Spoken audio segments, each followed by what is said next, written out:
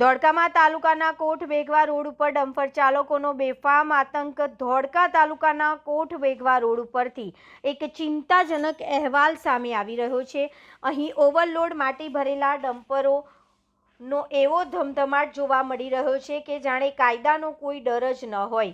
બેફામ ગતિએ દોડતા ડમ્પરોના કારણે સ્થાનિકો અને વાહન ચાલકો ત્રાહિમામ પોકારી ઉઠ્યા છે। ધોળકાના કોઠ વેગવા રોડ ઉપર હાલમાં ઓવરલોડ ડમ્પરોનો ભારે ત્રાસ જોવા મળી રહ્યો છે। નિયમોને નેવે મૂકીને માટી ભરીને જઈ રહેલા આ ડમ્પરો રસ્તા પર યમદૂત બનીને દોડી રહ્યા છે। ધૂળની ડમરીઓ ઉડતી જોવા મળી રહી છે। ડમ્પર પર તાડપત્રી ઢાંક્યા વગર ખુલ્લી માટી લઈ જવામાં આવતી હોવાની પાછળ આવતા વાહન ચાલકોને આંખોમાં માટી ઉડે છે, જેનાથી અકસ્માતનો ભય રહે છે। તંત્રની મૌન સંમતિ।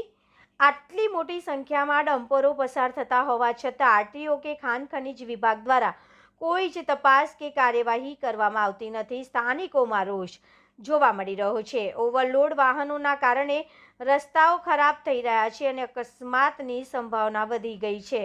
હવે સવાલ એ થાય છે કે શું તંત્ર ઘોર નિંદ્રામાંથી જાગશે?